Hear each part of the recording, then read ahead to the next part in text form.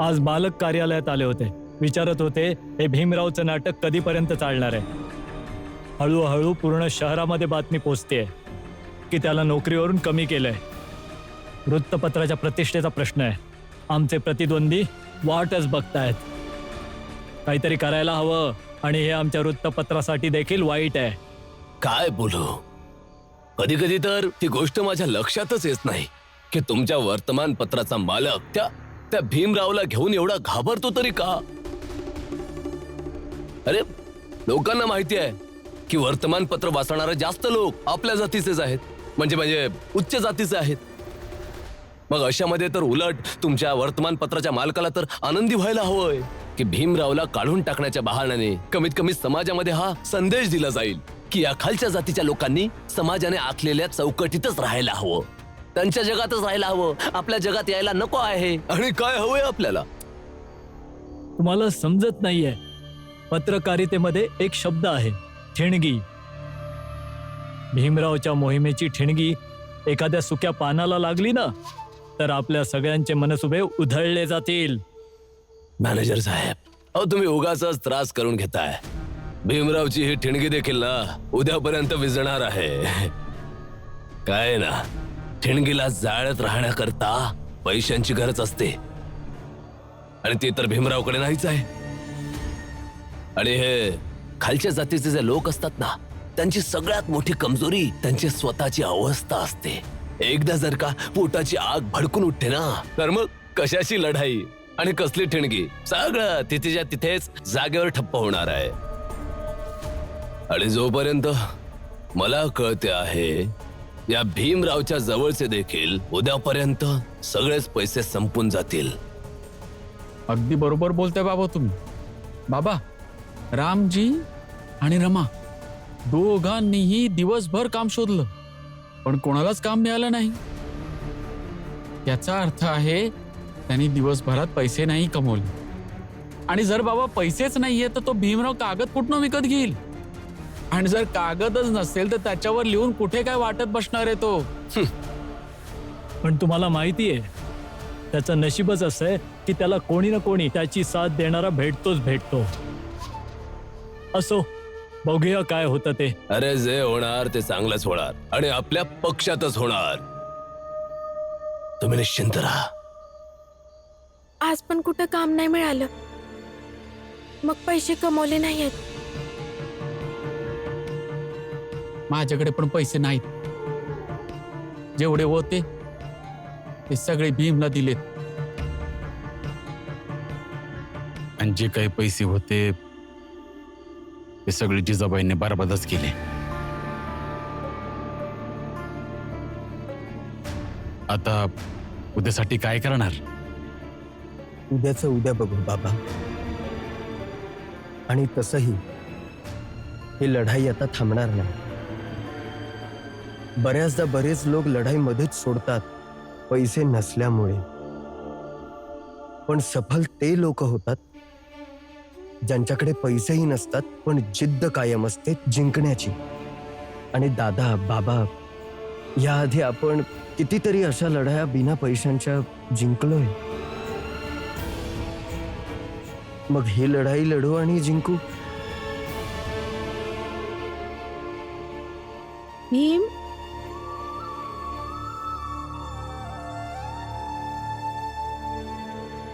भीम, हे घे, थोडंसं जेवून घे. नको काकू, मी नाही खाऊ शकत. भीम दादा, माझे बाबा तर उगाच नाटक करतायत. ते सगळं ठीक आहे दीपक, मला माहिती आहे त्यांचा मुद्दाही चुकीचा आहे. पण भूक तर भूक असते ना.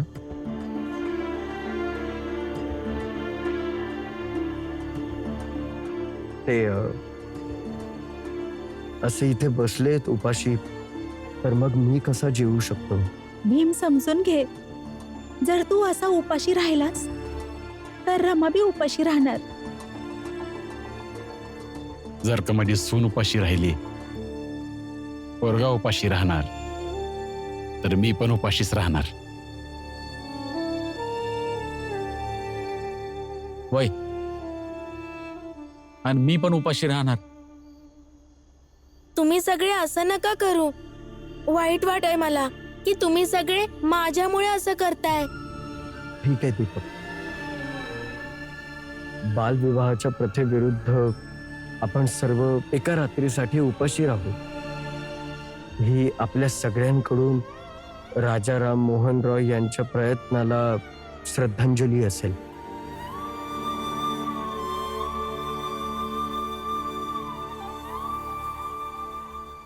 आता कशाला असा उपाशी राहून जीव देताय? काही खाऊन घ्या.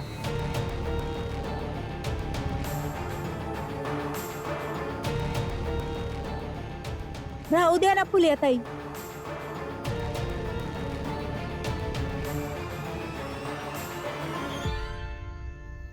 करू द्या त्यांना त्यांची मनमानी. कारण की हे उपाशी राहिलेत तर आपण पण उपाशी राहू. मुंबईतल्या ही चाळीची रात्र उपासाच्या रेषेत वाटली गेली आहे 2 भागात. एक बालविवाहाच्या पक्षात आणि एक बालविवाहाच्या विपक्षात. बघूया कोण जिंकतं ते. कारण की आता लढाई विचारांची आहे. ठीक आहे, मरून जाऊ, खाणार पिणार नाही. बाटलेल्या रातीनंतर बाटलेला दिसेल आणि तोपर्यंत बाटलेला राहील जवळ एक पक्ष हारत नाही. हा ठीक आहे. तुम्ही सगळे जा आणि झोपा.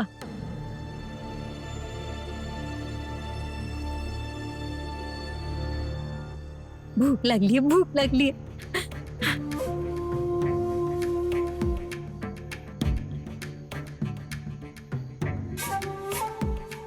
राहा उपाशी, मी तर खाणार आहे.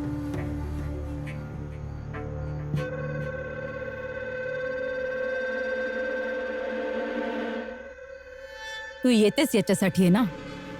जेव्हा सगळे आपल्या निर्णयावर पोहोचतील तेव्हा तू स्वतःचं वेगळंच डोकं लावतेस. आता गपचूप बसून जेवण कर. हो मी खाणार, तुम्ही जा. बाई.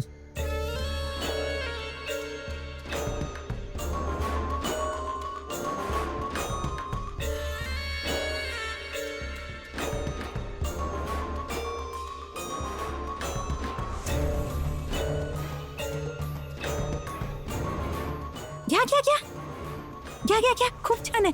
घ्या घ्या घ्या.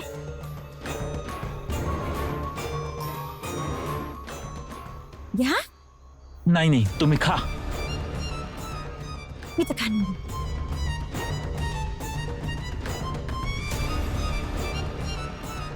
पुरुषोत्तम, भूक लागलीये.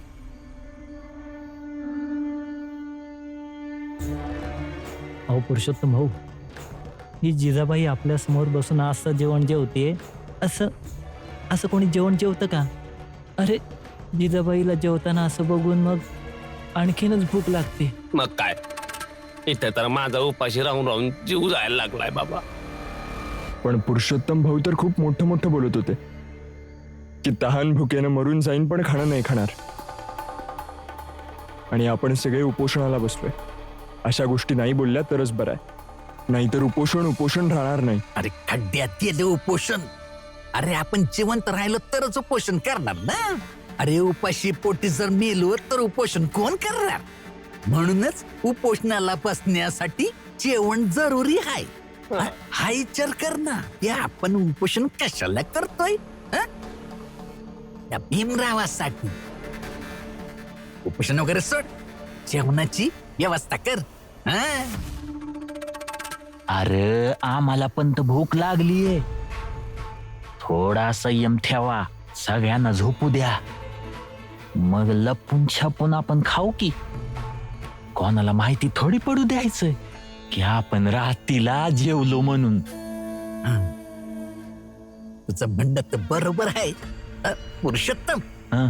जेवण तर ठीक आहे, जेवण तर तू आणशीलच, पण ते थोडं पिवळं. वय वय का नाही? बस, थोडीशी मारून घेऊया. हे घ्या.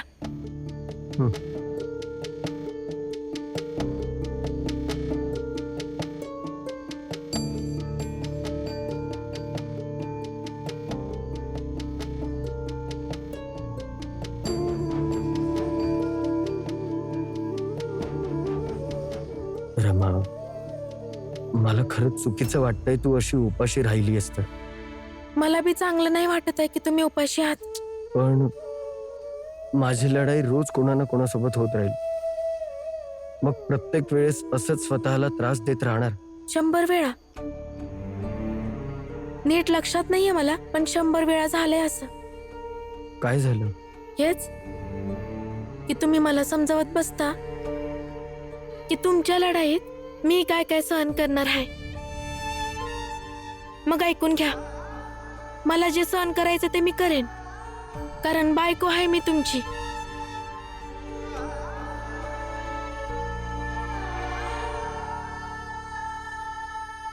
उद्या कागद विकत घ्यायचे पैसे कुठून आणायचे?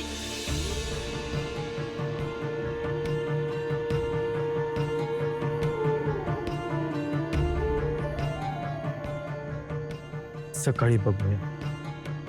ठीक आहे, झोपा तुम्ही.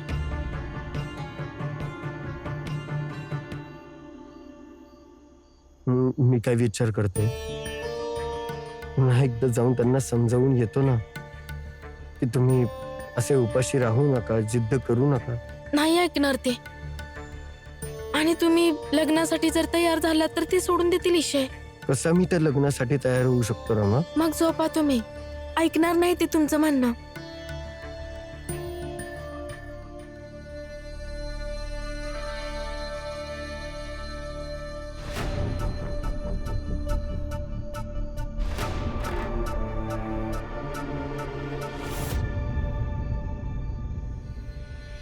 गपचूप का? कोणीतरी बघेल. खरंच मला हे योग्य वाटत नाहीये. सगळेच्या सगळे असे उपाशी राहतील. त्यांना समजवण्याचा प्रयत्न केला ना तुम्ही, ते नाही ऐकतात, मग काय करणार? तुम्ही आता झोपा, जास्त विचार करू नका.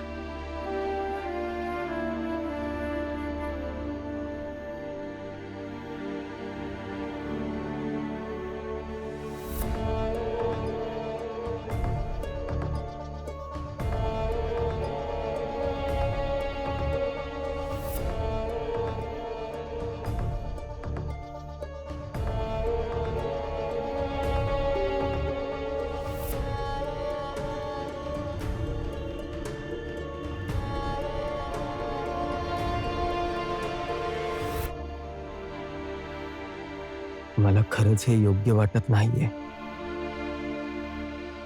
सगळेजण उपाशी पोटी आहेत.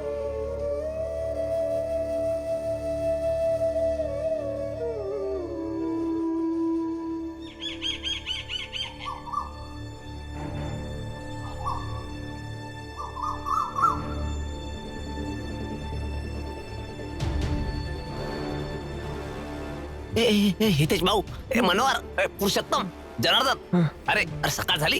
अरे उठा. आणि हे समध्या प्लेट उचलून घ्या ना लवकर. अरे हे सगळं काय आहे? उठा. दारूचं दुकान आवडा की.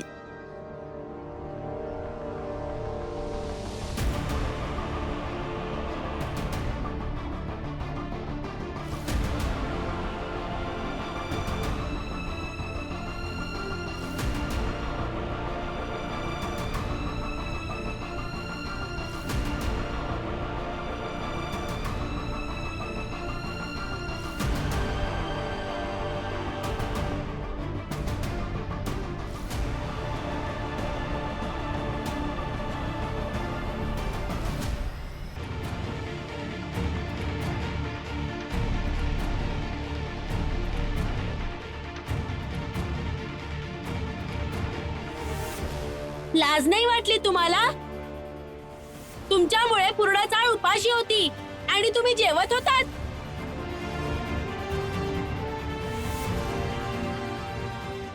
तुम्ही ही लढाई हरला आहात, म्हणून आता गपगुमान तुमच्या मित्रांसोबत हे उपोषण करायचं नाटक बंद करा.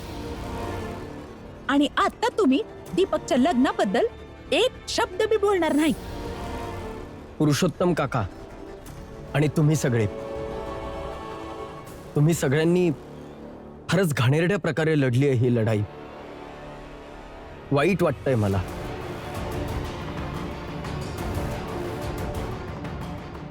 चुकी केलीये तुम्ही समध्यांनी, खूप मोठी चूक.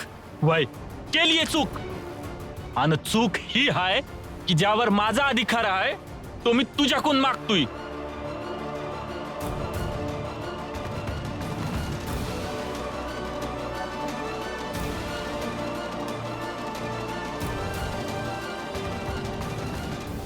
पोरगा आहे माझा, हक्क आहे माझा त्यावर. जर असं नाही मानलं त्यानं तर ताकद दाखवावी लागल.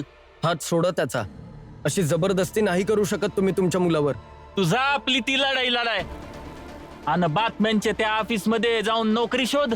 माया पोराच्या मध्ये घुसायची काय गरज नाही. मध्ये नाही येते मी तुमच्या, पण जिथे जिथे अन्याय होईल भीमराव तिथे असेल, विरोध करेल, बोलेल आणि लढेलही, आणि अन्यायाला समाप्त करण्याचा प्रयत्नही करेन.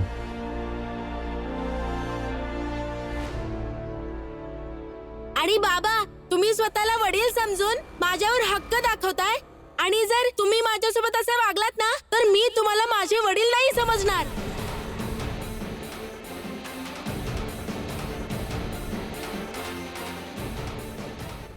वा भीमराव, आता तर तुझं समाधान झालं असेल, आनंद पण झाला असेल. तू नेहमी न्याय आणि अन्यायाच्या गोष्टी सांगून दोन नात्यांना खराब करतोयस.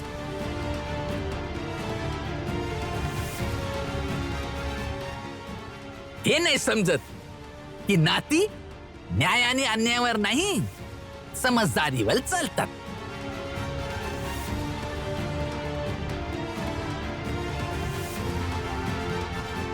आणि मोठ्यांचं म्हणणं छोट्यांच्या मानण्यावर असतं. विरोधातला झेंडा हातामध्ये घेऊन लढाया लढल्या जात असतात, नाती चालत नसत्यात. अरे खड्ड्यात गेलं नातं. आता मी यांना माझे वडील नाही मानत. खूप दिवसांपूर्वी आईवर जबरदस्ती केली होती, आज माझ्यावर करतायत.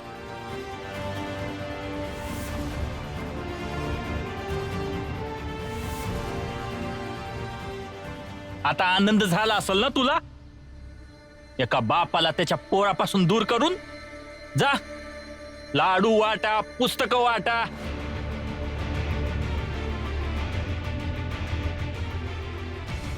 आई, मी तर वैतागलो या माणसाच्या वागणुकीने. मी जातोय, आता मला बोलवू नका. थांब दीपक. हे बघ, तू ह्यांना तुझे वडील मान किंवा नको मानूस, पण हे वडील आहेत तुझे. आणि हे लोक कसेही असले तरी त्यांचं म्हणणं बरोबर आहे. नात्यांच्या लढाईमध्ये समजदारी दाखवली पाहिजे, तोरा आणि राग नाही.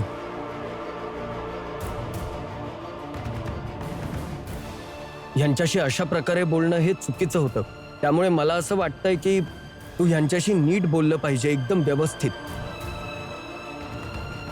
त्यामुळे जा ह्यांच्यासोबत. हवं असेल तर यांना बाहेर घेऊन जा, ह्यांना तुझं म्हणणं सांग, ह्यांच्या म्हणण्याचा विरोध कर, ह्यांना मनव, पण ह्यांच्याशी व्यवस्थित बोल. भीमदादा, हा माणूस बोलण्याच्या लायकीचाच नाहीये. मला यांच्याशी काहीच बोलायचं नाहीये.